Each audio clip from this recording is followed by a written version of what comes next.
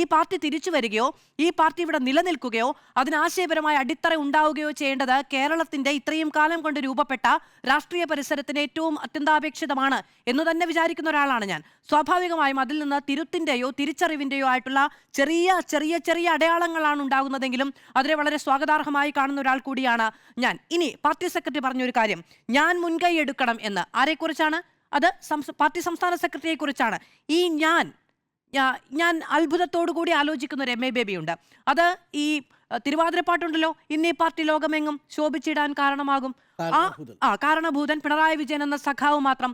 ആ തിരുവാതിരപ്പാട്ട് നടക്കുന്ന ആ സമ്മേളന വേദിയിൽ ഉണ്ടായിരുന്ന ഒരാളാണ് ശ്രീ MA ബേബി എന്നാണ് എൻ്റെ ഓർമ്മ. അങ്ങനെയാണല്ലോ അല്ലേ? അപ്പോൾ സ്വാഭാവികമായും എന്തുകൊണ്ടാണ് അദ്ദേഹത്തിന് അവിടെ തിരുത്താൻ കഴിയാതെ പോയത് എന്നൊരു ചോദ്യമുണ്ട്. അദ്ദേഹം പറഞ്ഞ ഞാൻ മുൻകൈ എടുക്കണം എന്ന മുൻകൈ MA ബേബി അന്ന് എന്തുകൊണ്ട് എടുത്തില്ല?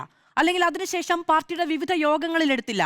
അത് തെറ്റായ ഒരു പ്രവണതയാണ് എന്നും പാർട്ടി ആ നിലയ്ക്കല്ല പോകേണ്ടത് എന്നും MA ബേബി എന്ന ഞാൻ ഇക്കാലം അത്രയും പറയാതിരുന്നത്, ഇന്നും പറയാതിരിക്കുന്നത് എന്തുകൊണ്ടാണെന്നും ആരെ പേടിച്ചിട്ടാണെന്നും അദ്ദേഹത്തിന് വിശദീകരിക്കാൻ കഴിയുമോ? അപ്പോൾ പാർട്ടിയുടെ സംസ്ഥാന സെക്രട്ടറിക്ക് മാത്രമല്ല, പാർട്ടിയുടെ ഇന്നത്തെ ജനറൽ സെക്രട്ടറി, അന്നത്തെ പോളിറ്റ് ബ്യൂറോ അംഗമായിരുന്ന, പാർട്ടിയുടെ ഈ പറയുന്ന പാർട്ടി ക്ലാസുകൾ നയിക്കാൻ കഴിയുന്ന, പാർട്ടി എന്താണെന്ന് സാധാരണ അണികൾക്ക് പറഞ്ഞു കൊടുക്കാൻ കഴിയുമെന്ന് പാർട്ടി വിശ്വസിക്കുന്ന ഈ ഒരു നേതാവിന് എന്തുകൊണ്ട് അത് സാധിച്ചില്ല, ഇപ്പോഴും സാധിക്കുന്നില്ല എന്ന ചോദ്യത്തിന് അദ്ദേഹത്തിന് എന്തെങ്കിലും മറുപടി ഉണ്ടോ എന്ന് എനിക്കറിയില്ല.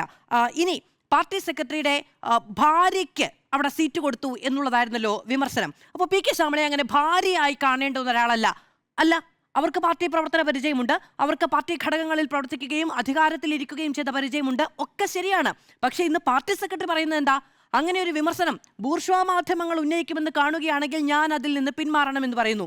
ആ സംഭവം ഉണ്ടായപ്പോൾ അത് പാർട്ടിയുടെ ഏതെങ്കിലും ഘടകങ്ങളിൽ ഉയർന്ന വിമർശനം മാത്രമോ, ഏതെങ്കിലും ഒരു മാധ്യമം 8-ാം കോളത്തിൽ എഴുതി വെച്ചൊരു വാർത്തയോ ആയിരുന്നോ?